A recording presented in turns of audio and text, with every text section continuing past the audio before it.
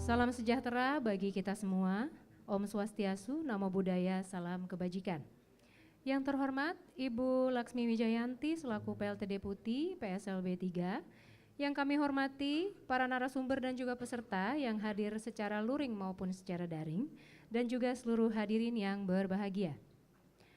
Puji syukur kita panjatkan kehadiran Tuhan Yang Maha Esa, karena atas rahmat dan karunia-Nya kita dapat hadir pada kegiatan sosialisasi Surat Edaran Menteri Lingkungan Hidup nomor 02 tahun 2026 tentang percepatan penyusunan peraturan daerah mengenai pembatasan dan pelarangan penggunaan plastik sekali pakai yang diselenggarakan oleh Direktorat Pengurangan Sampah dan Pengembangan Ekonomi Sirkular, Kementerian Lingkungan Hidup, Badan Pengendalian Lingkungan Hidup yang didukung oleh Asian Development Bank dan kolaborasi dengan Diet Plastik Indonesia yang masih menjadi bagian dalam rangkaian Inforotech Expo 2026. Perkenalkan, nama saya Wina, saya yang akan mendampingi Bapak dan Ibu selama jalannya diskusi pada siang hari ini. Saya mengucapkan terima kasih atas kehadiran para hadirin dan juga narasumber yang telah meluangkan waktu untuk mengikuti forum kita di siang hari ini. Sebelum memulai diskusi, izinkan kami menyampaikan bahwa kegiatan ini akan didokumentasikan dalam bentuk foto dan juga video untuk keperluan publikasi kegiatan. Apabila terdapat peserta yang berkeberatan untuk didokumentasikan, kami persilahkan untuk menyampaikan kepada panitia yang bertugas. Kami juga mengundang seluruh peserta untuk berpartisipasi aktif dalam sesi diskusi dan juga tanya jawab yang akan dilaksanakan setelah pemaparan narasumber. Baik, untuk memulai forum siang hari ini, saya mengundang dengan hormat Ibu Laksmi Wijayanti, PLT Deputi PSLB 3 Kementerian Lingkungan Hidup untuk memberikan kata sambutan. Kepada Ibu Laksmi kami persilakan.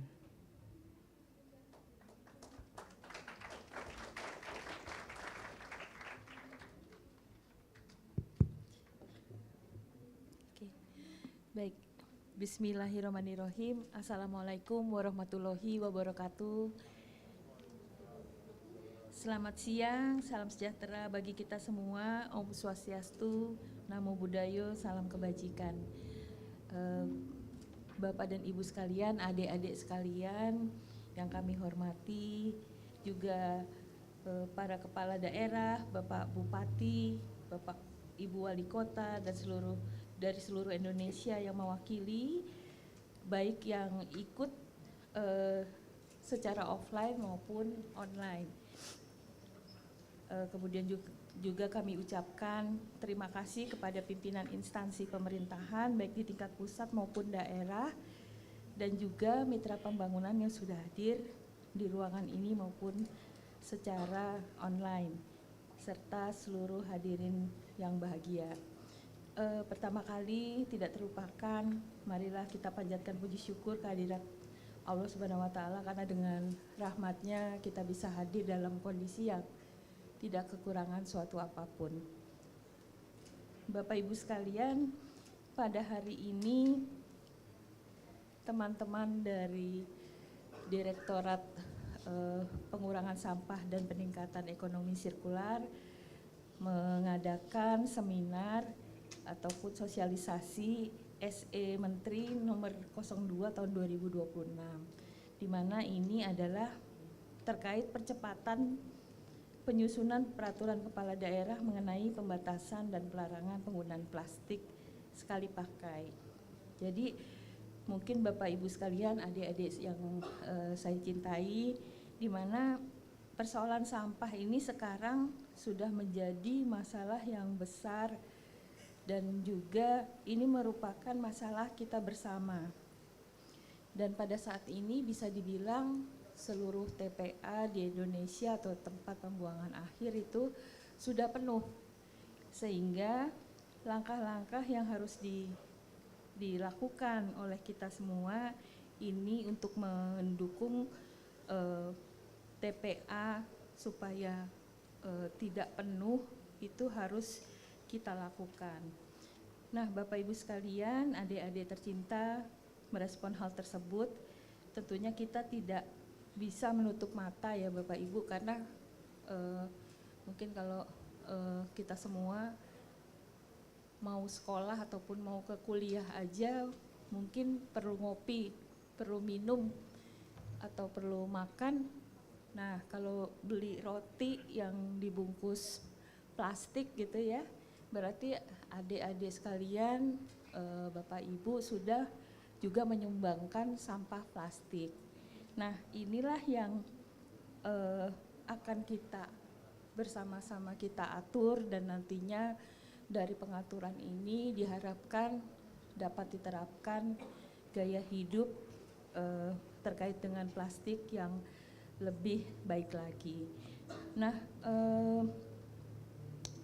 mungkin Bapak Ibu sekalian, adik-adik tercinta, kita tuh punya yang namanya Rencana Pembangunan Jangka Menengah Nasional atau RPJMN, di mana itu targetnya untuk pengelolaan sampah harus 100% terkelola di 2029 di RPJMN. Nah, sementara Bapak Presiden kita belum lama ini juga menyampaikan bahwa target pengelolaan sampah itu 100% harus selesai di akhir 2028. Jadi maju 1 tahun Bapak Ibu. Sehingga teman-teman di Direktorat Pengurangan Sampah dan Peningkatan Ekonomi Sirkuler harus bekerja keras lebih apa ya istilahnya, harus menggercepkan semuanya lah agar semua ini bisa kita capai. Nah, salah satu yang memang kita tengarai atau kita dapati untuk mengotori ekosistem yaitu antara lain adalah sampah plastik. Sekali pakai mulai dari kantong kresek, sedotan plastik hingga wadah makanan yang berbahan styrofoam. Nah, Bapak Ibu adik yang kami cintai, bahwa sebenarnya pengaturannya atau undang-undang itu sudah terbit di tahun 2008, yaitu ada Undang-Undang Nomor 18 tahun 2008 tentang pengelolaan sampah, yang mana secara tegas mengamanatkan bahwa setiap orang, badan hukum, termasuk pemerintah daerah wajib melakukan pengurangan sampah. Jadi dari kita sendiri ini sebagai individu juga wajib melakukan pengurangan sampah. Sehingga untuk salah satu langkah yang kami tempuh di KLH BPLH itu adalah menerbitkan surat edaran nomor 2 tahun 2026, di mana di sini akan diatur percepatan penyusunan peraturan kepala daerah mengenai pembatasan dan pelarangan penggunaan plastik sekali pakai. Jadi nanti akan ada ketentuan di tingkat kabupaten atau kota terkait dengan pembatasan plastik ini. Nah, Bapak Ibu sekalian, kami mendorong terutama dari para kepala daerah ini untuk cepat-cepat membuat regulasi terkait dengan penggunaan plastik sekali pakai ini, dan harapannya nanti kami juga akan monitor daerah mana saja yang sudah membuat peraturan terkait dengan hal ini. Nah, Bapak Ibu sekalian, harapannya dengan adanya nanti pemerintah daerah membuat pengaturan terkait dengan pembatasan plastik sekali pakai di daerah ini, harapannya nanti diikuti dengan implementasi dari kita sebagai individu dan juga mungkin badan usaha dan lainnya bisa memenuhi peraturan ini. Bapak Ibu sekalian, nanti mungkin di dalam diskusi yang akan dilakukan di sini nanti juga akan ada praktisi yang mungkin menyampaikan bagaimana penggunaan plastik sekali pakai itu sangat merugikan bagi lingkungan kita bersama. Jadi memang kami mohon Bapak dan Ibu sekalian, terutama dari pemerintah daerah, bisa mendorong terbitnya pengaturan terkait dengan penggunaan plastik sekali pakai dan juga bagi individu, Bapak Ibu sekalian, adik-adik tercinta bisa nantinya mengimplementasikan peraturan tersebut. Baik Bapak Ibu, saya tidak akan berlama-lama. Akhir kata saya sampaikan apresiasi yang sangat mendalam kepada Bapak Ibu sekalian, adik-adik sekalian yang sudah hadir, baik secara offline maupun online, dan juga para narasumber, dan juga para pihak yang sudah membantu acara terselenggaranya acara ini. Kami juga mohon maaf apabila ada hal-hal yang nantinya kurang berkenan dalam pelaksanaan acara rapat kali ini. Dengan diiringi Bismillahirrahmanirrahim, secara resmi sosialisasi Surat Edaran Menteri tentang percepatan penyusunan peraturan daerah mengenai pembatasan dan pelarangan penggunaan plastik sekali pakai dinyatakan dibuka. Kami kembalikan kepada moderator. Baik, terima kasih Ibu PLT Deputi atas sambutannya. Baik para hadirin dan tamu undangan, sebelum kita mulai ke acara selanjutnya, kami mohon perkenan dari Ibu PLT dan juga para narasumber untuk bisa mengabadikan foto bersama di depan podium. Kami persilahkan panitia untuk dapat dikondisikan mengambil foto. Ya, menghadap ke depan Ibu.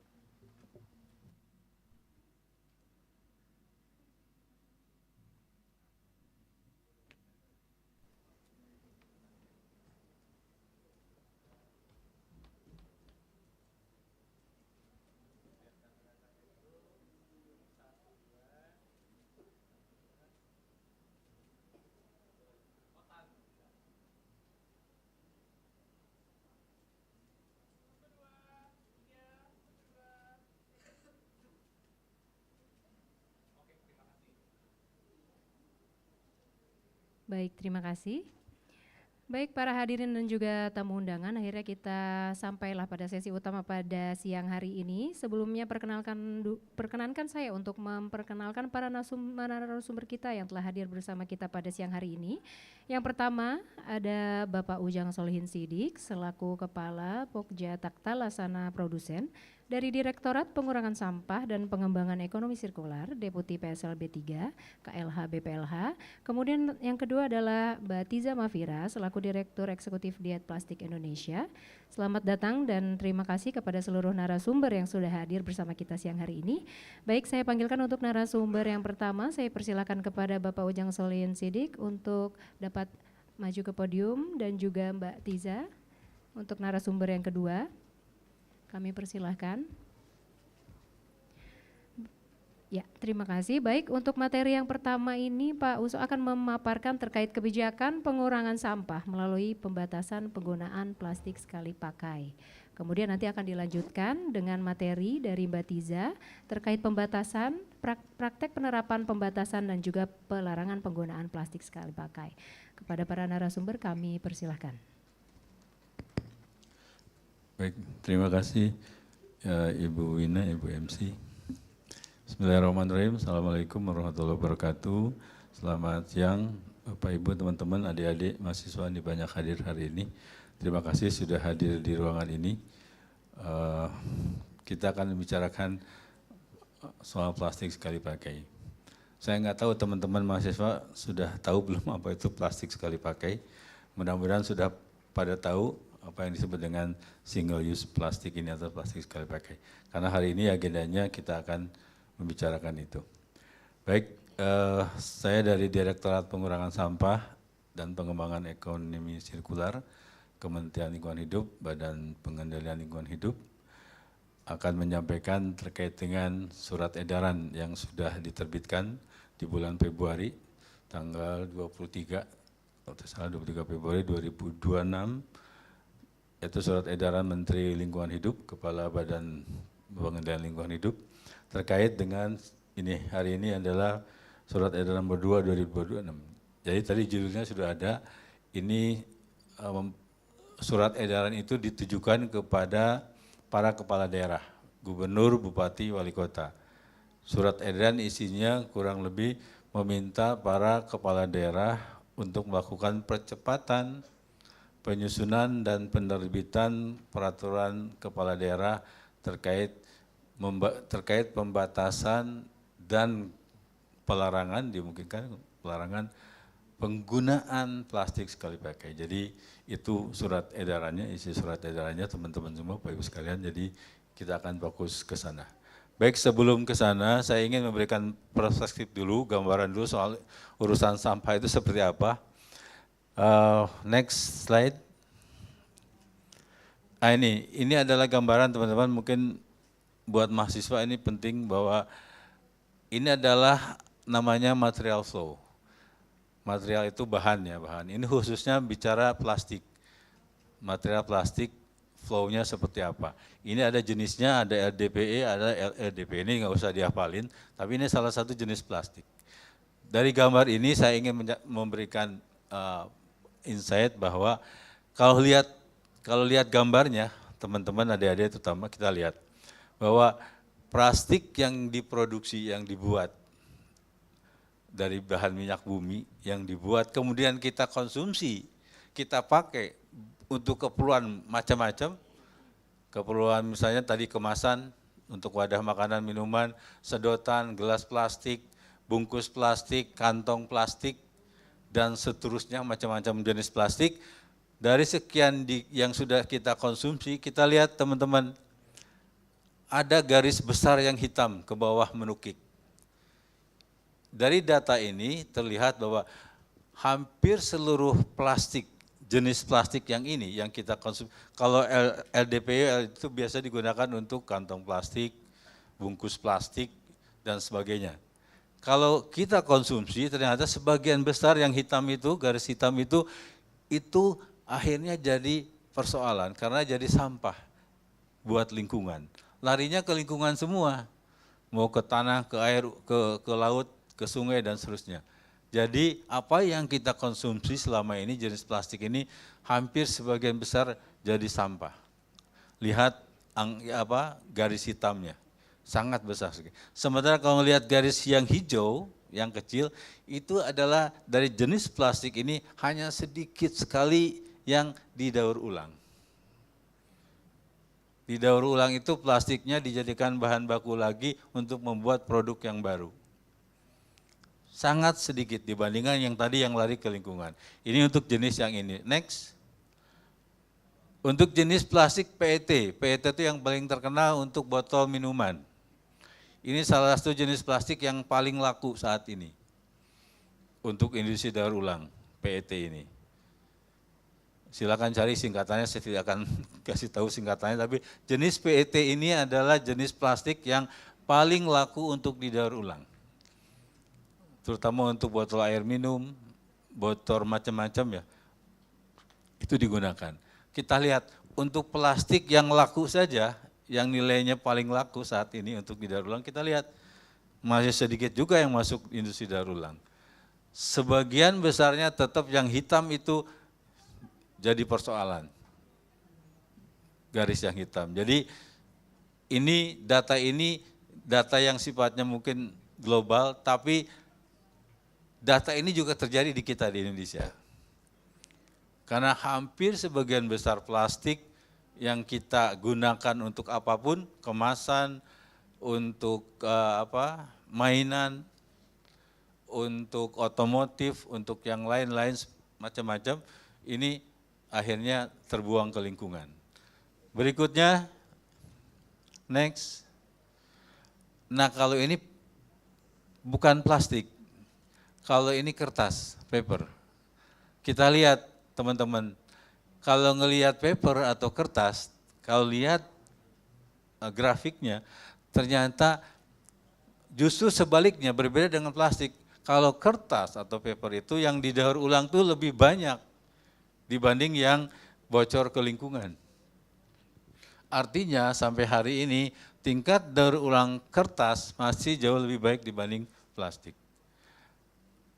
Yang kedua, dari sisi kertas material yang bocor ke lingkungan jauh lebih sedikit dibanding plastik. Jadi ada persoalan dengan plastik kita, dengan sampah plastik. Semakin banyak diproduksi, semakin banyak digunakan, akan semakin banyak bocor ke lingkungan yang plastik ini. Ini data-data ini data yang sifatnya global tapi terjadi di kita, sama, hampir mirip kejadiannya. Mungkin di negara lain juga sama. Jadi untuk plastik persoalannya masih banyak yang bocor ke lingkungan sebagai sampah. Kalau sudah bocor ke lingkungan ya dampaknya macam-macam, nanti mungkin Mbak Tisa akan cerita banyak dampak lingkungan terhadap penggunaan single use plastik yang sampai ke lingkungan. Pernah lihat gambar video atau foto yang paus yang perutnya dibelah isinya plastik? Itu salah satunya dampaknya. Jadi dampaknya luar biasa kalau plastik ini sampai jatuh ke lingkungan. Jadi ini, kemudian next. Nah ini ada gambar segitiga, ada piramida. Dalam konteks urusan sampah teman-teman, terutamanya dari mahasiswa, kalau Mas Wawan nggak usah lah, udah tahu. Ada mahasiswa ini, kalau ngurusin sampah ini namanya segitiga atau piramida ini. Kalau lihat kan di atasnya ada prevention. Prevention itu pencegahan. Kemudian ke bawah minimization pengurangan. Reuse, recycling, energy recovery, disposal sama open dumping. Ini yang piramida ini, teman-teman, tulisan ini menggambarkan bahwa urusan sampah itu biasanya diurus oleh hal ini. Tapi faktanya sekarang urusan sampah di kita, di Indonesia, bahkan mungkin di hampir seluruh dunia, bahwa urusan sampah itu piramidanya seperti ini, lebih banyak yang diurus dengan cara open dumping. Jadi ada sampah dikumpulkan, diangkut, kemudian dibawa ke suatu tempat, kemudian ditimbun. Itu yang disebut dengan open dumping. Itu yang saat ini banyak dilakukan. Di Indonesia itu ada 343, mungkin lebih, yang tempat tadi, satu tempat nimbun sampah. Ini open dumping. Jadi kalau melihat piramida ini teman-teman, semakin tinggi piramidanya di atas, prevention itu semakin ramah lingkungan. Tetapi semakin ke bawah, semakin tidak ramah lingkungan. Kurang lebih bacanya itu. Jadi kalau kita prakteknya hanya open dumping, hanya disposal, berarti kita ya setiap hari, setiap minggu, setiap bulan kita memberikan tekanan, memberikan polusi terhadap lingkungan. Kalau kita hanya ngurusin dengan cara yang di bawah ini, yang piramidanya masih piramida yang normal, yang belum dibalik. Maka sebetulnya teman-teman, kalau melihat piramida ini, posisi pemerintah Indonesia ini sedang berusaha saat ini membalikan piramida ini. Jadi yang dilakukan bukan cuma ngurusin di TPA, istilah namanya TPA, tempat pemrosesan air. Jadi tidak hanya fokus di sini seharusnya, tapi gimana caranya piramidanya dibalik. Yang harus banyak dilakukan itu justru pencegahan, prevention, pengurangan, minimization, reuse. Tadi pagi kita bicara reuse, itu harusnya yang kita mulai lakukan. Tidak cuma oleh negara, oleh pemerintah, tapi oleh individu itu harusnya menggunakan ini. Kita semua sebagai individu adalah penghasil sampah. Maka adalah sangat baik kalau ketika kita tukang ngasilin sampah, maka mikirnya gini, gimana caranya kita dalam kehidupan sehari-hari mencegah sebanyak mungkin sampah yang kita hasilkan. Bukan semakin banyak sampah yang kita hasilkan. Contoh kecil, sedotan plastik. Kita kan sekarang terbiasa minum apapun, boba, kafe lah, tes kafe segala macam minumnya pasti pakai sedotan. Padahal zaman dulu sedotan ya jarang dipakai. Karena kita biasa zaman saya kecil minum langsung aja dari gelasnya, nggak pakai sedotan. Tapi yang sekarang terjadi trennya semua minum pakai sedotan. Apa yang terjadi teman-teman? Mungkin menurut setiap orang sedotan cuma satu kok, saya minum sedotan pakai sedotan cuma satu. Tapi ketika orang mikirnya sama, di Indonesia ada 280 juta orang mikir yang sama, berapa jumlah sedotan yang dihasilkan setiap hari di Indonesia? Menurut riset, setiap hari di Indonesia menghasilkan 183 juta batang sedotan setiap hari. Bayangkan, karena tadi mikirnya sama, gua cuma ngasilin satu sedotan kok. Padahal satu hari ada 4 kali minum kopi, 4 kali minum boba, ada 4 sedotan setiap orang. Bayangkan, tambah banyak tuh. Mikirnya sama, tapi tadi sedotan itu jadi persoalan karena sudah pasti jadi sampah tuh sedotan. Itu contoh sederhana. Jadi harusnya kita semua mikirnya tadi gimana caranya kita memperbanyak prevention, memperbanyak minimization, memperbanyak reuse. Supaya sampahnya yang jadi masalah di lingkungan semakin berkurang. Piramidanya harus dibalik. Jadi piramida yang tadi sebelah paling kanan ya. Jadi piramidanya dibalik, upaya prevention, upaya minimization, reuse itu yang di atas harus lebih banyak kita lakukan. Sehingga sampah yang ke lingkungan, yang ke open dumping, ke TPA itu semakin sedikit. Itu yang sedang terjadi saat ini dari sisi pemerintah, teman-teman semua, Bapak Ibu sekalian. Maka saya pun berharap secara individu, teman-teman semua kita semua melakukan ini juga. Gimana caranya nggak gampang nyampah, gimana caranya kita nggak nyampah, itu yang harus kita lakukan. Meskipun ya tantangannya gampang. Bayangkan membalikan piramida itu kerjaan berat. Jangan suruh terbalik nih piramida, digoyang dikit aja susah.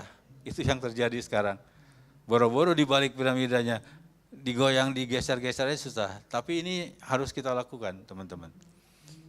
Bagaimana cara kita ngurus sampah yang benar itu, karena kalau dilihat dari hierarkinya, yang atas itu yang paling mulia.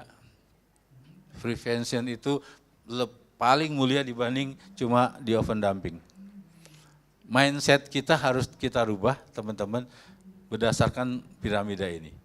Kita harus balik pikiran kita, mindset kita seperti membalikan piramida ini. Kita harus mulai ngurangin sampah, gimana caranya kita nggak menghasilkan sampah dan seterusnya. Ini perspektif ini yang harus kita bangun. Mindset ini yang harus kita bangun teman-teman. Jadi semua orang, tidak cuma pemerintah daerah, pemerintah pusat, setiap orang, setiap individu ini harus berlaku. Nah yang terakhir, next slide, saya hanya ingin menyampaikan bahwa ini adalah surat edarannya. Emang surat edaran ditujukan ke bupati, wali kota, gubernur, dan seterusnya. Tetapi nanti dampaknya juga akan dirasakan oleh setiap orang, oleh masyarakat sebenarnya kalau ini. Jadi teman-teman, surat edaran ini nomor 2 tahun 2026 itu judulnya Percepatan Penyusunan Peraturan Kepala Daerah mengenai pembatasan dan pengurangan. Artinya surat edaran ini mengajak tadi gimana caranya kita mulai mau mencegah sesuatu yang tidak perlu kita pakai, ya udah nggak usah kita pakai lah. Kalau bahasa gampangnya, kalau bisa nggak nyampah, ngapain sih kita nyampah? Itu bahasa gampangnya. Jadi surat edaran ini diposisikan tadi di prevention sebetulnya, di hierarki yang paling tinggi pada saat ngurus sampah. Bukan cuma ngandelin tadi TPA, ngandelin diangkut, diolah jadi energi, tidak. Kita juga harus mulai mikir gimana caranya mencegah sampah, gimana caranya mengurangi sampah. Maka surat edaran itu sebagai upaya konkret menempatkan tadi, gimana caranya supaya kita nggak nyampah. Kemudian langsung ke nomor 2, itu adalah penetapan objek. Jadi di surat edaran ini ada beberapa item plastik sekali pakai. Plastik sekali pakai itu memang adalah jenis plastik, mau kemasan, mau wadah, mau kantong, mau item tertentu yang memang kita pakai, biasanya sekali pakai, habis itu kita buang. Itu yang kurang lebih plastik sekali pakai. Contohnya di sini ada objeknya, diatur kantong plastik, kantong belanja di minimarket, supermarket, atau di tempat yang lain, di minimarket, dan seterusnya. Kemudian di situ sedotan plastik. Ya tadi sedotan plastik itu kecil-kecil tuh, susah. Memang sedotannya bahannya plastik bisa didaur ulang. Tapi bayangkan siapa yang mengumpulin sedotan? Nggak ada sampai hari ini yang ngumpulin sedotan untuk didaur ulang, belum ada. Jadi yang ketiga adalah kemasan plastik dan styrofoam, itu yang dipatasi dengan aturan ini. Jadi paling tidak ada objeknya ada 4, ini yang didorong 4 dulu. Semua objek yang lain masih banyak, tetapi yang didorong ini ada di sini, ada A, B, C ini yang didorong untuk mulai dibatasi. Kemudian tempatnya di mana saja dilakukan pembatasan. Ini disebut di pusat perbelanjaan dan toko modern. Toko modern itu supermarket, minimarket, dan kawan-kawannya. Kemudian di restoran, di hotel, dan di kafe. Karena hotel, restoran, terutama restoran, kafe, ini kafe sekarang yang paling banyak menghasilkan kemasan gelas, plastik, sedotan yang sekali pakai ini kafe ini. Banyak. Kemudian di kantor-kantor perangkat daerah, instansi vertikal, BUMD, BUMN, dan seterusnya. Ini perkantoran tempatnya. Di kantor juga harus mulai melakukan pembatasan ini. Kemudian yang terakhir adalah di lembaga pendidikan, di sekolah, di kampus. Nah ini kepentingan teman di kampus nih. Gimana caranya kampus teman-teman juga sudah mulai melakukan ini, program pembatasan.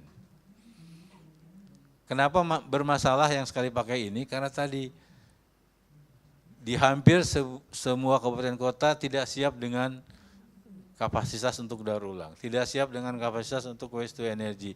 Maka ketika itu belum siap semua, maka ya kenapa tidak kita cegah dulu.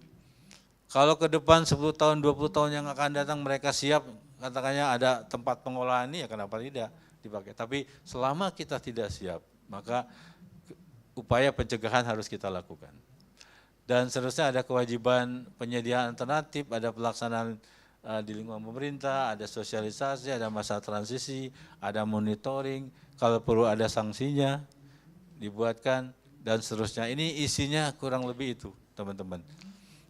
Jadi ini isi utama atau inti dari surat edaran Menteri LH, Kepala BPLH nomor 2 tahun 2026. Saya kira itu hal yang ingin saya sampaikan sebagai pengantar diskusi kita. Lebih kurangnya mohon maaf, saya akhiri.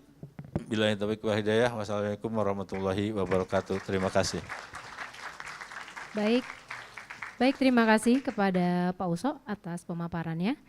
Selanjutnya memasuki materi yang kedua, kami persilakan kepada Mbak Tiza yang akan membawakan materi terkait dengan urgensi dan praktik monitoring serta evaluasi peraturan pembatasan plastik sekali pakai di Indonesia. Kepada Mbak Tiza kami persilakan. Terima kasih Mbak Wina, terima kasih Pak Uso, tadi paparannya menarik sekali. Perkenalkan saya Tiza, Direktur Eksekutif Diet Plastik Indonesia. Diet Plastik adalah nama organisasi ya, nama organisasinya Diet Plastik kebetulan. Diet Plastik Indonesia adalah organisasi non-profit, kami independen. Dan misi kami adalah untuk membatasi plastik sekali pakai dan menggantikannya dengan sistem guna ulang. Supaya apa? Supaya kita bisa memperpanjang hidup setiap materi. Supaya nggak semuanya langsung dipakai, dibuang, dipakai, dibuang gitu. Nah, saya juga ingin berkenalan dengan rekan-rekan di sini. Di sini adakah yang dari Pemda? Mungkin bisa angkat tangan kalau dari Pemda, dari pemerintah daerah ada? Oke, siap. Kita juga, saya mau menyambut juga selamat datang kepada teman-teman dari Pemda yang saya tahu sedang bergabung online. Jadi ada banyak rekan-rekan pemerintah daerah yang telah bergabung online. Nah, kalau yang di sini ada yang dari kampus mungkin? Bisa angkat tangan kalau dari kampus? Oke, banyak ya. Ada yang dari Fakultas Hukum? Ada? Oke, siap. Jadi ini materi yang akan saya sampaikan relevan untuk pemerintah daerah, relevan juga untuk kampus. Tadi seperti Pak Uso sudah bilang, ini bisa diterapkan juga untuk kampus. Dan khusus untuk satu orang mahasiswa Fakultas Hukum yang di belakang pojok sana, ini relevan juga buat skripsi kalau misalnya mau bikin skripsi tentang peraturan pembatasan plastik sekali pakai. Nah, oke, jadi kebetulan saya dosen hukum juga. Jadi kami di Diet Plastik sudah membuat membantu beberapa Pemda membuat draft peraturan pembatasan plastik sekali pakai dan juga melakukan monitoring dampaknya seperti apa. Jadi ini yang mungkin nanti akan saya paparkan. Berikutnya. Jadi sekarang ini sudah ada lebih dari 300 kota dan kabupaten di seluruh Indonesia yang sudah memiliki peraturan pembatasan plastik sekali pakai. Di peta yang disebut yang ditampilkan di sini ini adalah titik-titik persebaran kota dan kabupaten tersebut. Ini diambilnya 2025 ya. Jadi masih baru 216 kota dan kabupaten. Per 2026 udah lebih dari 300 ya Pak Uso. Jadi ini bertambah dan bertambah terus. Selanjutnya dan sudah menyebar ya dari Sabang sampai Merauke. Nah, dan yang diterap ya subjek hukum ya, tadi Pak Uso mengatakan subjek hukumnya adalah siapa yang diatur, objek hukumnya adalah apa yang diatur gitu. Nah subjek hukumnya bermacam-macam, jadi pelaku usaha yang kita lihat memiliki praktek yang tidak menggunakan plastik sekali pakai, itu kita lihat sehari-hari sudah ada. Jadi sebenarnya kalau ditanya solusinya apa kalau pembatasan plastik sekali pakai, apa nih solusinya kalau plastik sekali pakai udah nggak ada. Sebenarnya kita bisa lihat praktek sehari-hari di sekitar kita banyak sekali praktek-prakteknya gitu. Jadi yang berusaha diatur adalah supaya praktek-praktek inilah yang semakin banyak berkembang. Jadi kalau dari sisi pelaku usaha kita lihat saja misalnya kita duduk di restoran dikasih makan piring keramik, pakai alat makannya stainless steel, itu adalah praktek yang tanpa plastik sekali pakai. Kalau kita pergi ke restoran, kita pesan air minum, datang minumnya saja tanpa sedotan, itu juga sudah merupakan praktek yang baik. Kita pesan botol minuman, datang pakai botol kaca. Botol kaca itu biasanya adalah botol guna ulang. Jadi tidak sekali pakai, nanti sama produsennya ditarik kembali, dicuci, diisi kembali. Gitu. Jadi masih banyak praktek-praktek seperti itu yang dilakukan oleh manufaktur minuman. Kemudian juga kemasan organik ya, Indonesia banyak sekali ya kemasan organik, daun pisang, purun dan sebagainya. Jadi ini semua adalah hal-hal yang sudah kita temukan sehari-hari di pelaku usaha yang dilakukan oleh peraturan hanyalah mempertegas bahwa ketika plastik sekali pakai dibatasi, dilarang tidak boleh dipakai, ya teruskanlah praktek-praktek baik ini gitu. Nah, pemerintah pun juga mulai ya melakukan dan kita lihat juga di sini di JCC di acara KLH juga sudah ada praktek seperti ini di mana minuman tidak dibagikan dalam plastik sekali pakai tetapi disediakan dispenser. Di luar ruangan ini ada tadi saya lihat ada 3 dispenser. Jadi teman-teman yang bawa tumbler bisa mengisi tumbler sendiri. Tidak ada plastik sekali pakai. Kemudian untuk makanan juga tadi ada prasmanannya di sebelah kanan sana. Ini juga praktek yang baik. Nah, banyak yang kemudian pasti familiar dengan ini, apa yang masyarakat sendiri lakukan sehari-hari, berbelanja pakai tas belanja guna ulang. Kalau kita bungkus makanan pakai rantangan, pakai wadah dan membawa tumbler sendiri. Jadi ini sebenarnya mengantisipasi aja. Banyak sekali yang bertanya Pak Uso, terutama Pemda ya, ini kalau udah dilarang semua nih apa nih alternatifnya gitu. Nah sebenarnya kita nggak mau membuat alternatif yang terlalu ngada-ngada, sebenarnya mudah sekali kita sekedar mempertegas praktek-praktek baik yang sudah ada, baik di masyarakat, pemerintah maupun pelaku usaha. Berikutnya. Oke, nah jadi saya masuk dulu ke persoalan kantong plastik. Karena tadi di surat edaran Pak Uso menunjukkan bahwa ada 3 objek ya Pak ya, kantong plastik, sedotan, sama wadah makanan, terutama styrofoam. Jadi pertama kantong plastik dulu, karena kantong plastik ini yang paling banyak diatur pembatasannya di setiap kota dan kabupaten yang 300-an itu tadi. Di semua peraturan pembatasan plastik sekali pakai pasti ada pasal tentang kresek, jadi pasti ada pembatasan kresek sekali pakai. penggantinya apa? Ini yang kita temukan di lapangan. Jadi setelah menerapkan nih pembatasan plastik sekali pakai, apa yang masih kita lihat, apa yang sudah hilang gitu ya. Yang berkurang adalah yang paling pojok kiri sebelah sana. Pojok kiri bawah ya, itu yang berkurang karena itulah yang biasanya menjadi target. Yang warna-warni dan yang hitam, itu adalah kresek sekali pakai, biasanya terbuat dari LDPP atau PP, itu yang menjadi target biasanya pembatasan plastik sekali pakai ya. Kantong belanja ada gagangnya, kemudian terbuat dari plastik, kemudian dia memang dirancang untuk dimaksudkan untuk digunakan sekali. Nah yang lainnya nih semua penggantinya. Ya, nah saya mau jelaskan dulu maksud dari chart ini. Di sebelah sana kita lihat ya spektrumnya dari sekali pakai, paling bawah, sampai berulang kali pakai, paling atas. Kemudian yang aksis X-nya, yang di bawah sini, kita lihat spektrumnya adalah dibuang, didaur ulang, atau dikomposkan. Ya.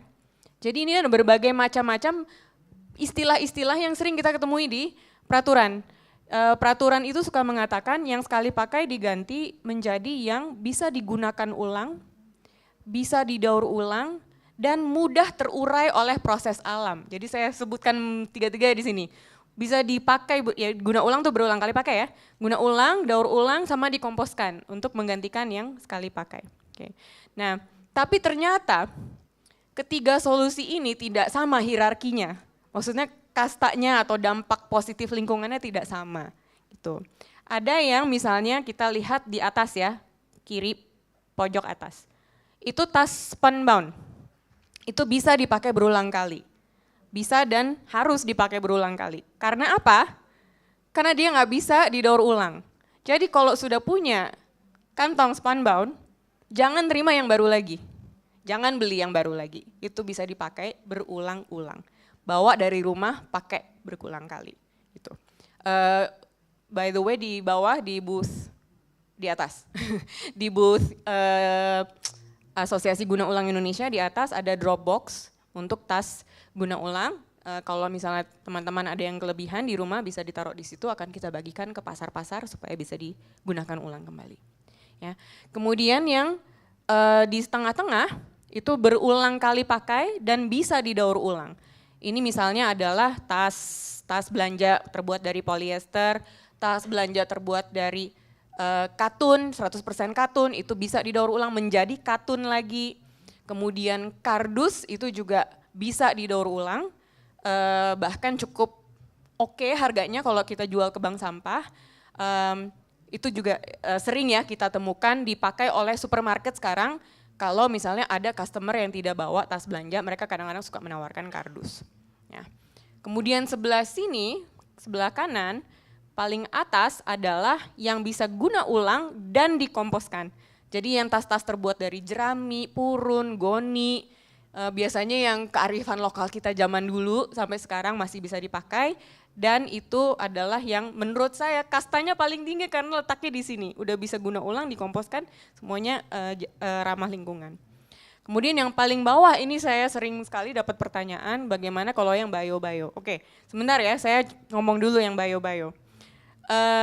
Yang katanya bisa terurai. Jadi pertama saya mau mengatakan yang ini dulu, yang sebelah kiri sana, sekali pakai dan dibuang, ada di situ tas namanya tas oxo-degradable. Tas oxo-degradable itu adalah tas plastik yang gampang terdisintegrasi. Gampang terdisintegrasi tetapi bukan berarti terurai oleh alam, jadi dia meninggalkan mikroplastik, itu jangan dipakai ya. KLH juga sudah tidak memasukkan oxo-degradable ke dalam kategori tas yang bisa dikomposkan. Itu jangan dipakai.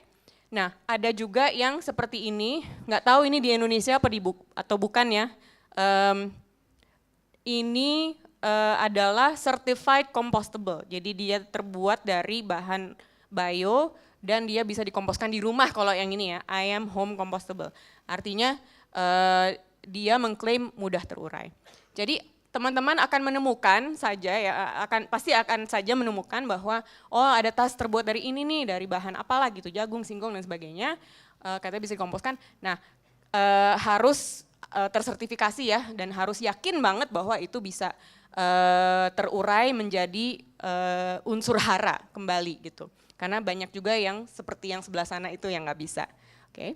Nah jadi sebenarnya nggak perlu bingung karena banyak Pemda kemudian mengatakan, oh kok jadi banyak spunbound yang nggak bisa didaur ulang gitu. Ya sebenarnya nggak ada juga yang mewajibkan menggunakan spunbound. Tidak ada dalam kata-kata di peraturan yang mengatakan, oh ya tas kresek harus diganti spunbound. Itu tidak ada ya Pak ya? Nggak ada. Jadi nggak ada dorongan memakai itu. Sebaiknya pemerintah daerah melihat dulu masing-masing infrastrukturnya itu memiliki kesiapan untuk composting kah, memiliki kapasitas untuk daur ulang, tote bag katun kah, atau malah punya kapasitas misalnya, oh kita banyak sumber daya purun gitu, purunkah gitu, berarti kan akan memilih sendiri ya. Kebetulan misalnya Samarinda gitu misalnya, Samarinda ini banyak sekali tanaman purun, jadi Samarinda akan memilih yang sebelah sini purun. Tapi mungkin Jakarta mungkin orang-orangnya serba cepat dan serba kepingin yang punya yang ringan-ringan mungkin ya.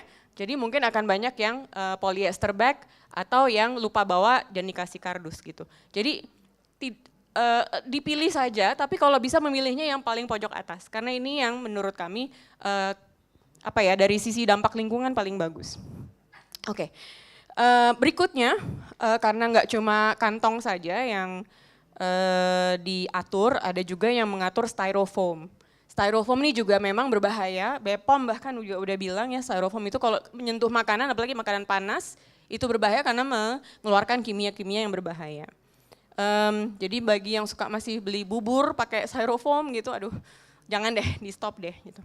Nah, apa gantinya? Nih biasanya memang pedagang kaki lima juga ya butuh solusi karena itu adalah mereka biasanya mencari yang paling murah, jadi butuh solusi yang murah juga. Nah, ini juga sama, ada kasta-kastanya yang berbeda-beda. Saya kasih contoh sebuah alternatif berupa yang kertas yang sebelah sana. Kertas, luarnya kertas. Tapi biasanya yang kertas ini dalamnya ada lapisan plastik. Pernah lihat kertas minyak ya? Kertas minyak itu kan coklat, dalamnya ada lapisan plastik. Sebelumnya saya mau tanya dulu sama teman-teman, kertas kalau didaur ulang jadi apa? Kertas kalau didaur ulang jadi apa? Sekali lagi ya, kurang kompak. Kertas kalau didaur ulang jadi apa? Kertas, ya. Ya, pede aja. Kertas kalau didaur ulang jadi kertas. Plastik kalau didaur ulang jadi apa? Plastik, ya oke, sip. Nah, kertas kalau nempel sama plastik, didaur ulang jadi apa?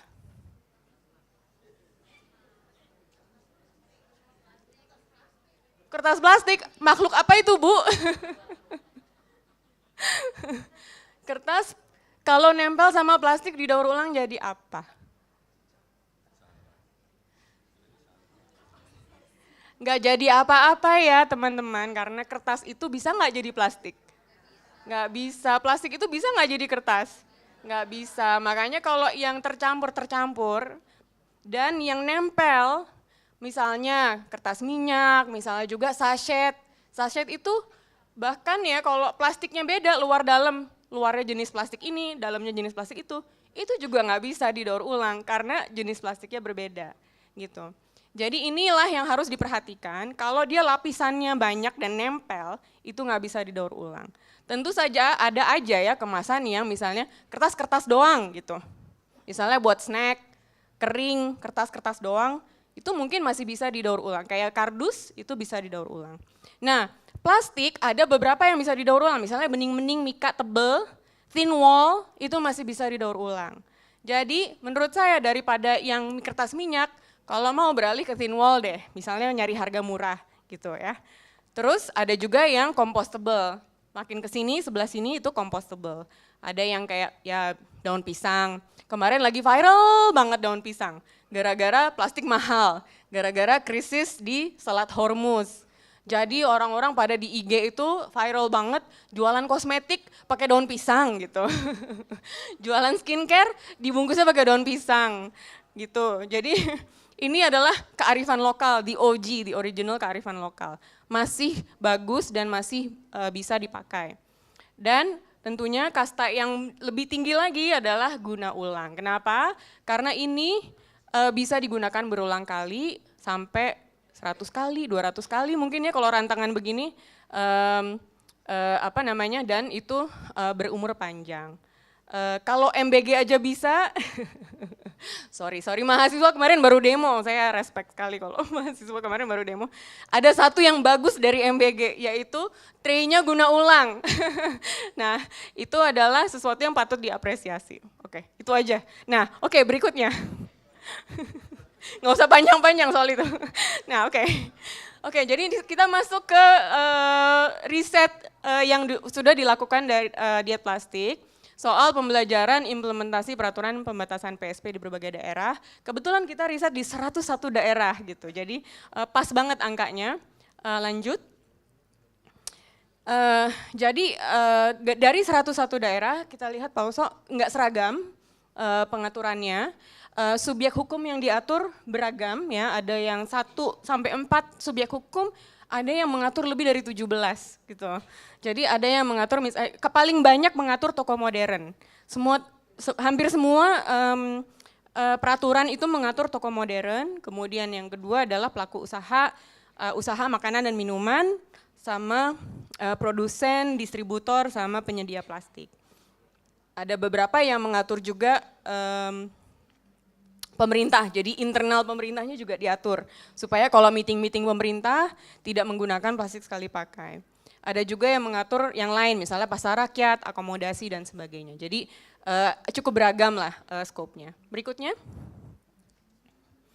Kemudian dari 101 kebijakan, hampir 70% mencantumkan instrumen administrasi. Ini maksudnya apa? Ini di dalam peraturan kata-katanya adalah kalau tidak melaksanakan pembatasan plastik sekali pakai nanti bisa dikenakan sanksi administratif gitu. Jadi ada konsekuensi administratifnya, biasanya itu teguran atau pembekuan izin itu atau bahkan sanksi denda gitu ya, administratif.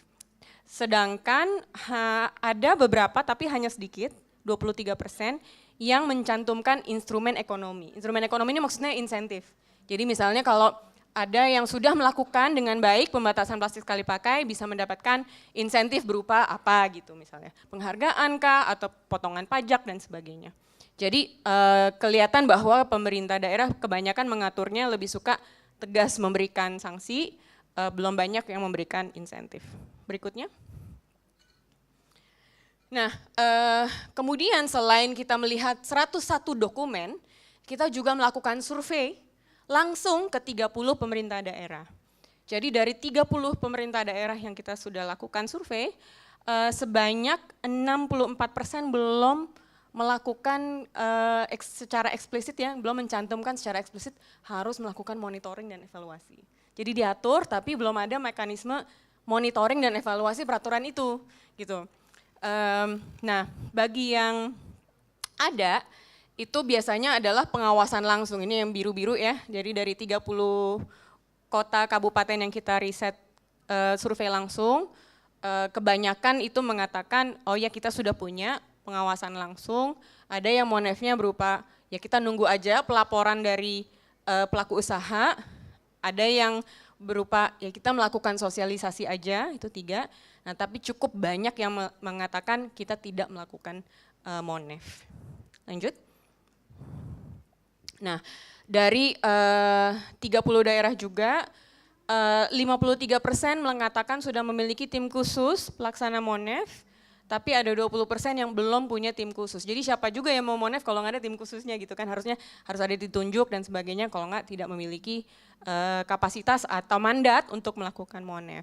Tapi kalaupun punya mandat, belum tentu semuanya memiliki sumber daya. Jadi banyak dinas lingkungan hidup mengatakan juga, kami tidak memiliki cukup sumber daya manusia, anggaran, dan sistem data yang konsisten terintegrasi untuk melakukan monitoring secara konsisten.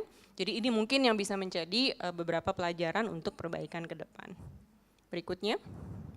Oke, jadi kami punya beberapa rekomendasi berdasarkan riset ini berikutnya, yaitu yang pertama adalah bahwa pemerintah daerah itu dan mungkin kampus-kampus juga ya kalau sudah melakukan ini, biasanya itu mencatat sampah tuh di sini di ujung sebelah kanan, disposal, ketika sampahnya udah dibuang.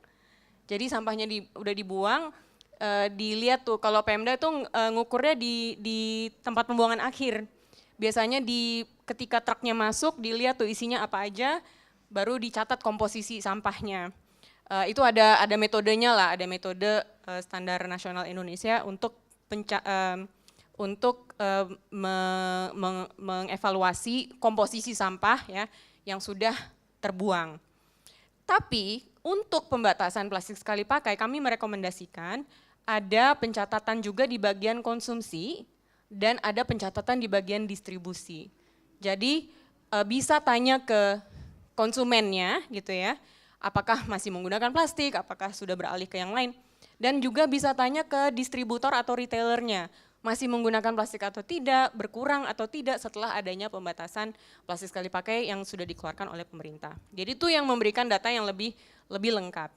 Yang kedua berikutnya adalah rekomendasi untuk tidak hanya melakukan pengukuran di TPA, tapi juga melakukan pengukuran di sumber. Ini masih terkait ya dengan poin nomor 1, karena kalau hanya mencatat di TPA, kita tidak begitu mengetahui yang bocor di lingkungan, yang dipakai berapa, yang bocor di lingkungan berapa. Kita hanya mengetahui yang nyampe di TPA. Padahal yang dipakai di rumah tangga, apalagi kalau itu sedotan, kalau itu adalah kresek, itu nggak selalu nyampe ke TPA. Biasanya banyak juga yang dibuang, bocor di lingkungan. Jadi itu harus dicatat juga.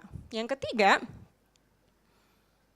berikutnya, ya adalah melakukan pengenaan sanksi maupun pemberian insentif bagi pemerintah daerah yang sudah punya peraturan dan pasalnya jelas ya, ada pengenaan sanksi, ada pemberian insentif, itu harus dilaksanakan.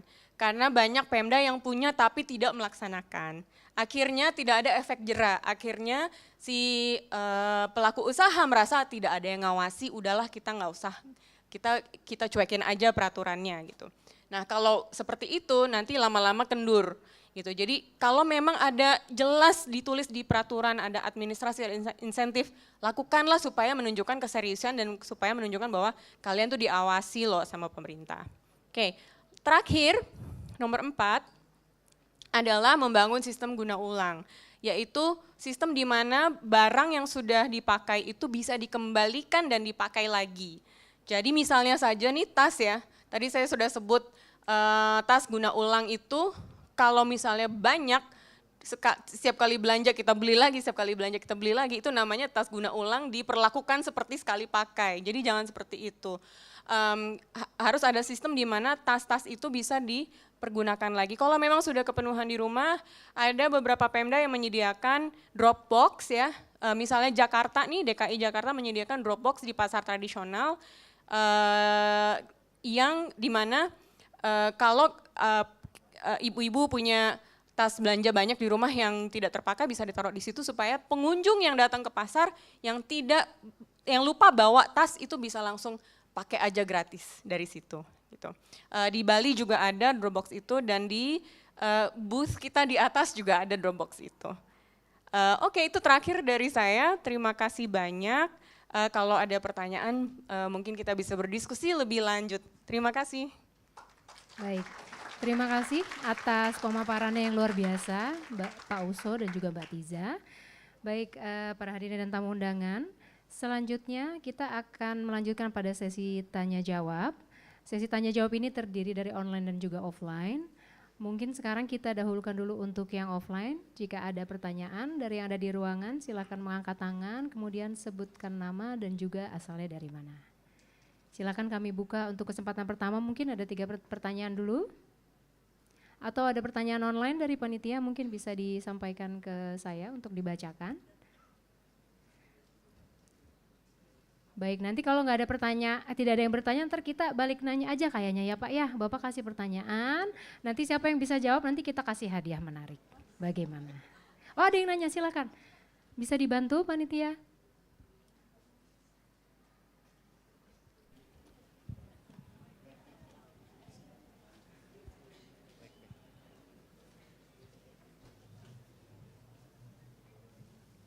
Silahkan sebutkan nama dan asalnya dari mana Pak, silakan. Ya, terima kasih Pak. Saya Purba dari swasta ya, pegawai. Nah, pertanyaannya kan tadi kita bicara pembatasan plastik. Nah, penggunaan plastik sekali pakai. Berarti kalau beberapa kali pakai boleh dong gitu ya. Nah, kemudian beberapa waktu ini kan ada informasi bagaimana beberapa kontainer masuk dalam yang isinya plastik, sampah plastik. Apakah kebutuhan kita memang sebanyak itu? Padahal satu sisi kita melakukan pembatasan, seperti itu ya. Nah kemudian, ya saya pikir itu aja dulu pertanyaannya. Terima kasih Pak. Baik Pak, mungkin langsung dijawab Langsung saja. aja. Ya silakan. Dari Pak siapa tadi lupa saya. Purba. Pak Purba ya, terima kasih Pak Purba.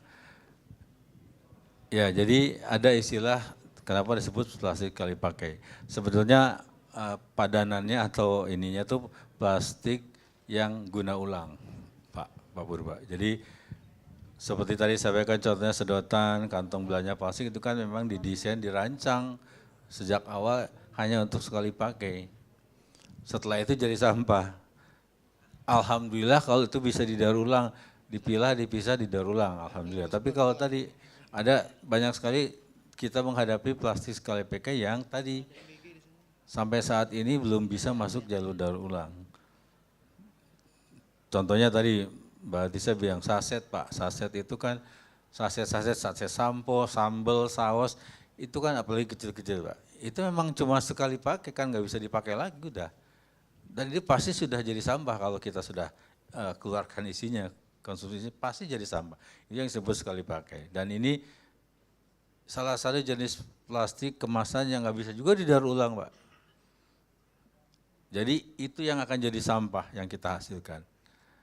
Jadi item-item itu yang harus mulai kita batasi. Tadi sedotan plastik, kantong plastik dan seterusnya itu yang disebut. Jadi lawannya yang sekali pakai ya guna ulang Pak, yang bisa dipakai ulang atau yang bisa diguna ulang. Sesederhana itu. Kalau bicara kantong plastik tadi Mbak Tisa ada gambarnya, kantong yang dari apa nih, dari polister, kantong dari katun, dari apapun, nilon dan seterusnya yang bisa kita pakai ulang. Sekarang saya mau tanya ke teman-teman, mahasiswa deh mahasiswa, ada yang bawa kantong guna ulang? Kasih hadiah nanti. Tapi bukan baru yang dapat dari pameran ya. Kantong guna ulang.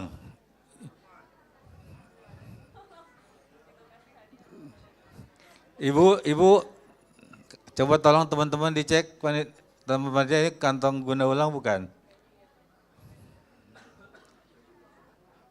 Bukan dari pameran kan Bu?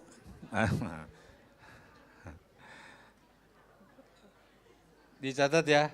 Siap, Ibu Pak. yang pakai jilbab itu ya. siap Pak. Oke. Jadi contohnya itu. Kantong guna ulang yang bisa berulang-ulang menggantikan kantong plastik sekali pakai. Itu contohnya. Kemudian kedua soal tadi Bapak bilang kok Indonesia masih import sampah sih? Itu sejak tahun lalu itu sudah di stop Pak, impor sampah itu. Jadi sekarang masih posisinya tidak ada lagi sampah yang diimpor. Yang diimpor itu ya kalau buat industri bukan sampah katanya Pak. Itu adalah bahan baku daur ulang. Kebanyakan yang diimpor itu botol tadi saya bilang botol minuman Pak. Karena untuk industri daur ulang kita katanya bahan bakunya masih kurang dari dalam negeri, makanya diimpor oleh industri daur ulang. Biasanya yang diimpor tuh PET botol minuman yang diimpor, bukan sampah yang diimpor itu. Tapi nyatanya tetap kita ngimpor sampah sebetulnya, padahal itu kan nggak perlu. Maka sekarang pemerintah, terutama KLH ingin mendorong, ya kalau industri daur ulang butuh tadi botol-botol itu, kenapa sih tidak kita supply kita kan dari dalam negeri. Nah itu yang ke depan itu Pak, jadi kita harusnya nggak perlu lagi ngimpor sampah apapun lah jenisnya, untuk apapun, ya kalau perlu dicukupkan dari dalam negeri. Makanya yang paling penting saya mengajak semua yang hadir di sini, yang online juga, pertama kurangi yang sekali pakai ini, hindari kalau perlu. Kalaupun mau pakai plastik, pilih plastik yang tadi yang bisa didaur ulang. Kalau sudah didaur ulang jangan lupa kalau udah dipakai yang tadi yang daur ulang jangan juga dibuang, ya dikumpulkan, dipilah, disetor ke bank sampah supaya masuk ke Indonesia daur ulang. Kan itu sebetulnya sederhana itu. Jadi mudah-mudahan menjawab Pak Purba. Terima kasih. Baik, terima kasih. Baik, selanjutnya ada pertanyaan? Ya, silakan. Silakan yang Mas yang ini dulu panitia. Silakan namanya dan asalnya, Mas. Ya, izin bertanya kepada Bapak Ibu narasumber. Perkenalkan, nama saya Ilvan Aditya, saya dari FH Unpam. Izin bertanya, kebetulan orang tua saya itu usahanya itu grosir toko plastik, Pak, Bu. Tapi dari saya lihat emang dari sisi consumer behaviornya, masyarakat kita sudah mulai beralih daripada plastik yang sekali pakai untuk yang bisa beberapa kali pakai. Tapi ada beberapa masalah mungkin dari UMKM kita yang mungkin merasa bahwa plastik sekali pakai itu jauh lebih murah.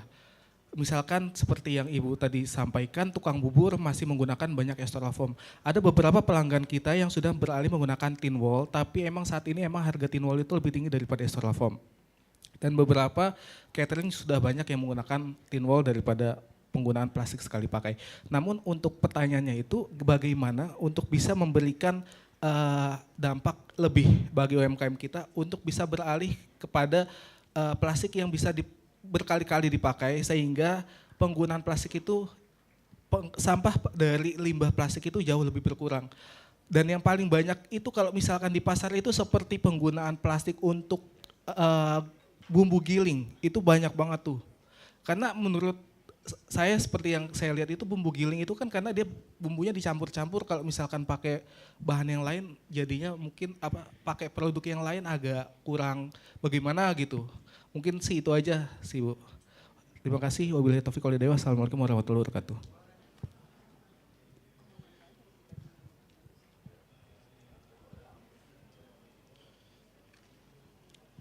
Oke, baik, terima kasih pertanyaannya. Memang ini menjadi tantangan tersendiri, pertanyaan soal UMKM ini.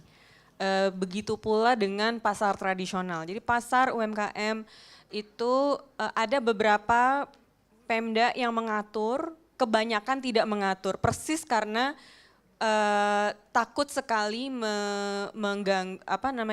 mengusik ya price point-nya UMKM dan pasar yang cenderung sangat sensitif terhadap harga dan konsumennya juga sangat sensitif terhadap harga.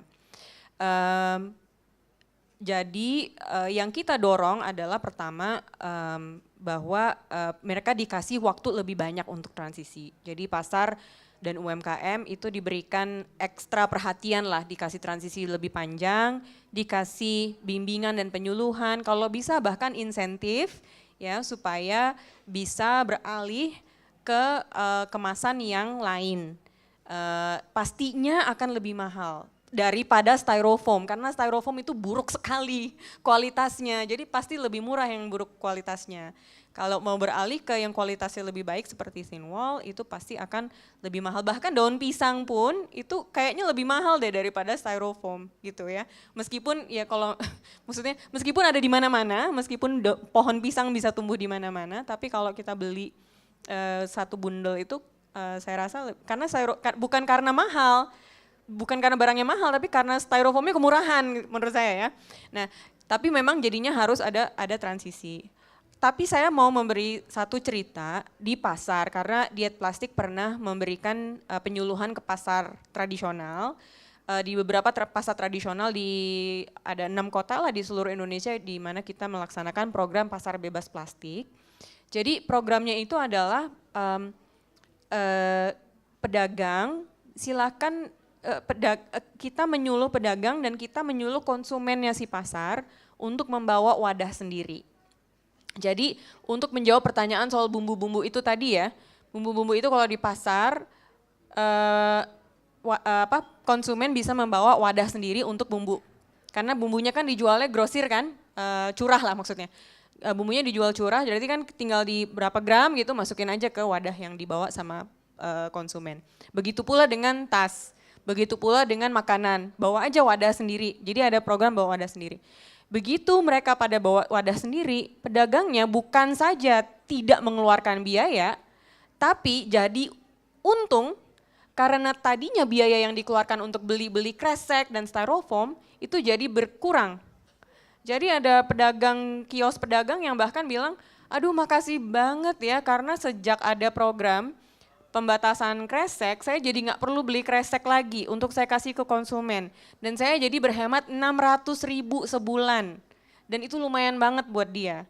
Tapi jadi memang bukan pedagangnya yang memberikan, tapi konsumen yang harus bawa sendiri. Jadi beberapa contoh-contoh dan opsi-opsi yang ada, dan kebetulan toko grosir plastik justru berperan di situ memberikan alternatif-alternatif itu.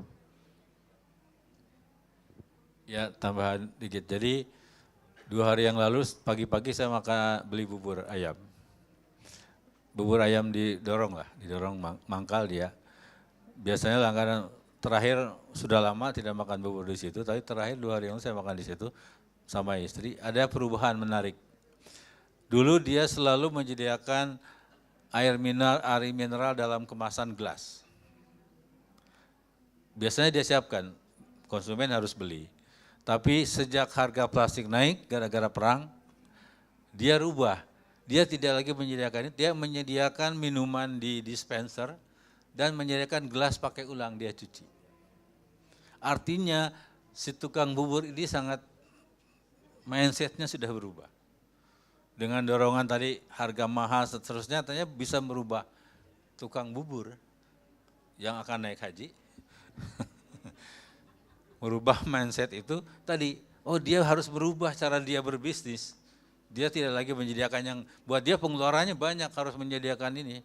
Kalau laku ya diminum. Kalau enggak kan mahal buat dia. Akhirnya dia berubah, dia sediakan gelas-gelas guna ulang. Dia siapkan dispenser dan seterusnya. Ini contoh sederhana. Jadi memang harga itu sensitif sekali. Mudah-mudahan tadi yang disediakan oleh Batia sebenarnya sudah ada praktek. Untuk bagi pemerintah saat ini memang fokusnya bukan ke UMKM ya atau ke pasar, kita fokus ke tadi toko modern, pusat perbelanjaan dulu, itu yang jadi sasaran kami. Pusat perbelanjaan, mal-mal, toko modern, supermarket, minimarket yang seperti itu, apalagi yang punya jaringan nasional, itu yang kami sasar. Untuk pasar-pasar, grosir belum. Kita ingin memberikan waktu yang lebih lama untuk beradaptasi nanti dengan situasinya. Ya mudah-mudahan ini bisa berjalan dengan baik. Catatan buat panitia ya Bu MC yang tadi yang nanya dikasih souvenir ya. Siap Pak, Ya. sudah disiapkan. Baik, mungkin kita buka satu lagi pertanyaan karena sebentar lagi kita akan closing ceremony Infotek. Bapak ini tadi Yang mana Pak? Bapak yang tadi sudah ngacung. Oh ya silakan. Minta tolong panitia mic-nya agar didistribusikan.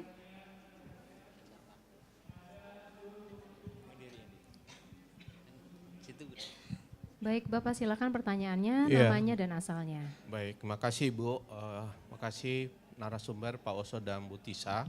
Kenalkan saya Nawir Siki dari Ticker Foundation.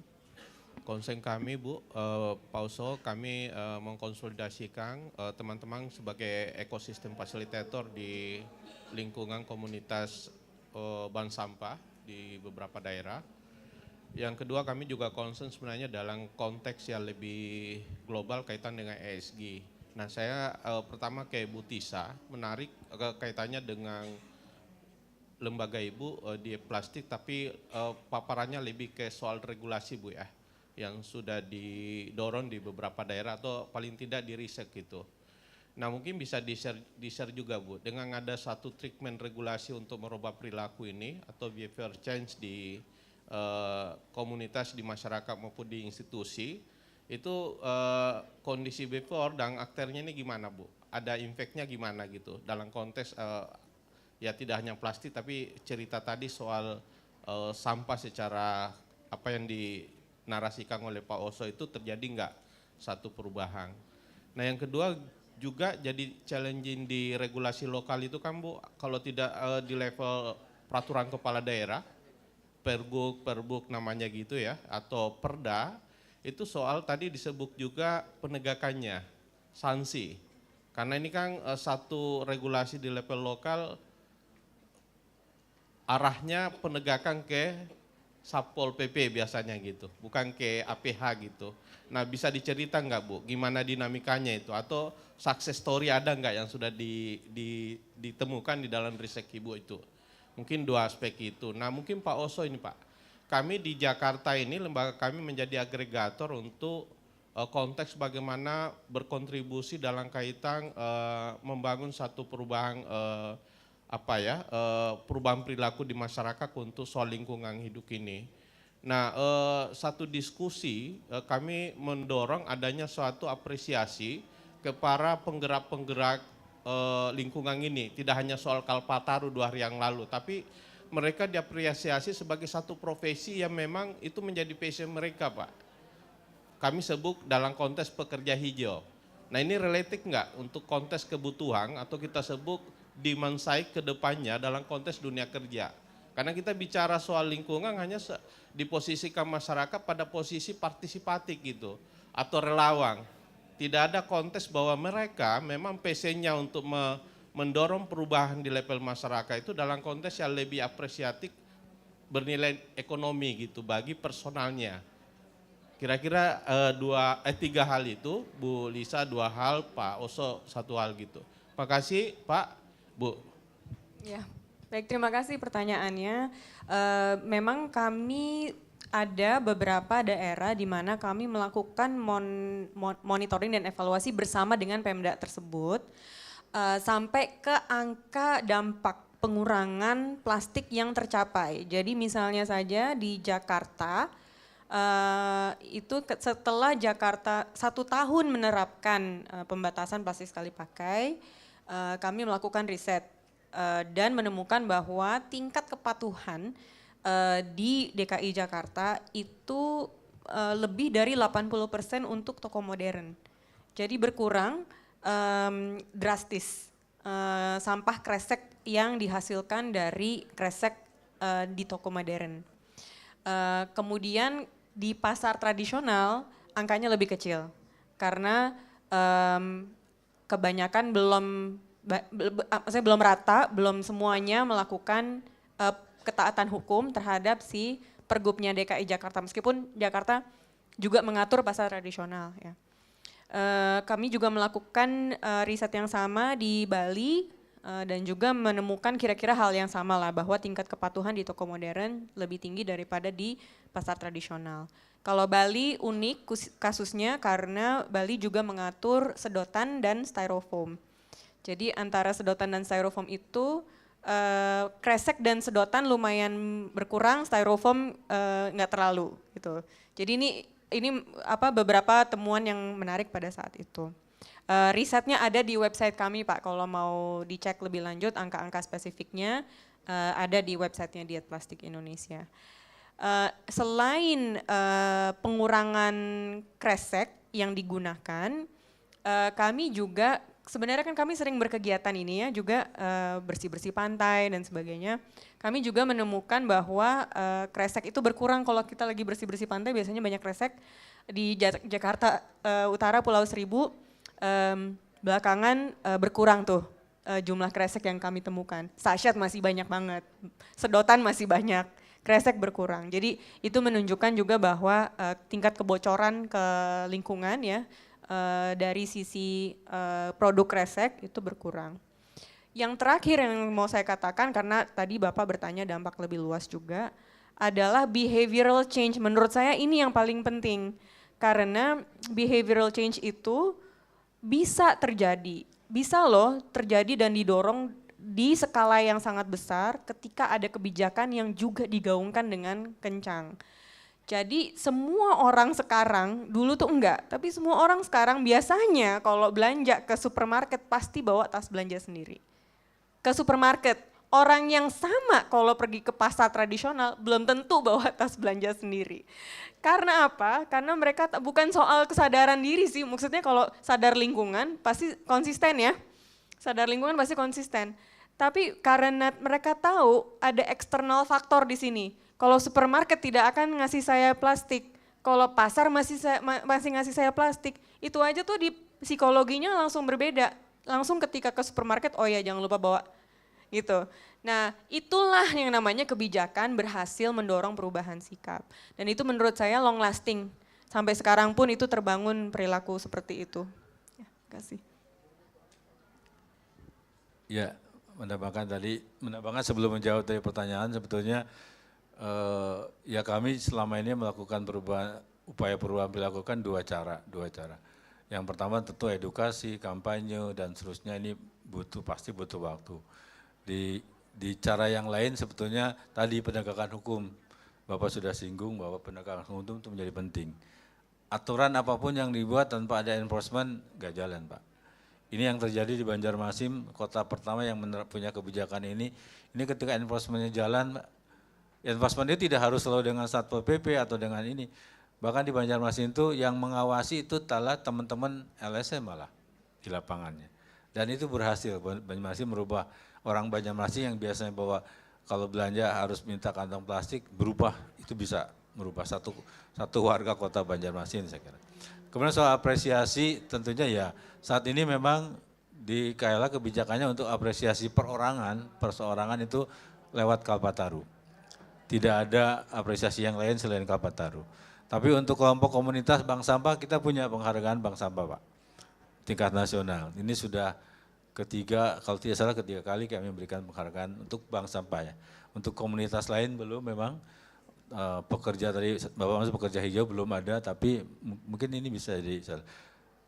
Kalau terbukti pekerjaan misalnya tadi merubah perilaku di konteks masyarakat, seperti Ibu Santi yang dapat Kalpataru juga kan berhasil merubah satu RW, mempengaruhi satu RW merubah tadi menjadi masyarakat menjadi ngurangin sampah dan seterusnya itu dapat Kalpataru itunya. Untuk yang di luar itu belum Pak, jadi kebijakannya. Saya kira itu. Terima kasih. Kembali ke Wina. Baik, terima kasih kepada dua narasumber kita yang luar biasa. Boleh kasih aplaus dulu buat narasumber kita. Baik, izinkan saya untuk menyapa terlebih dahulu di tengah-tengah kita sekarang ada Bapak Direktur Pengurangan Sampah dan Pengembangan Ekonomi Sirkuler. Bapak boleh melambaikan tangan. Nanti kalau ketemu Bapak boleh disapa ya, ini satu-satunya yang pakai topi koboi di JCC beliau ya, jadi tidak akan tertukar. Baik, kepada para narasumber kami persilakan untuk duduk kembali ke tempatnya.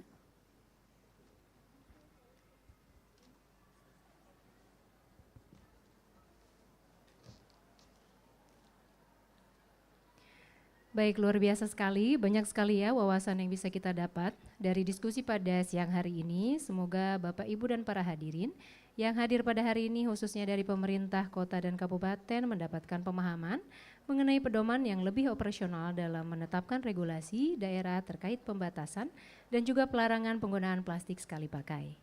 Baik para hadirin dan tamu undangan yang saya hormati, kita telah tiba di penghujung acara. Sekali lagi kami mengucapkan terima kasih banyak kepada Bapak Ibu, adik-adik dan juga para hadirin untuk yang telah hadir pada diskusi pada hari ini. Baik, izinkan saya membacakan pantun untuk menutup pada siang hari ini. Saya boleh minta cakepnya ya? Boleh. Burung cendrawasih terbang tinggi, hinggap sejenak di pohon kenari. Pembatasan plastik mari kita jalani. Belum Bapak, demi masa depan yang lebih bersih dan lestari. Boleh tepuk tangannya. Baik, saya Wina mengucapkan terima kasih yang sebesar-besarnya kepada para pembicara dan juga kepada para hadirin yang luar biasa sekali pada siang hari ini. Kami ucapkan sampai berjumpa kembali dan wassalamualaikum warahmatullahi wabarakatuh.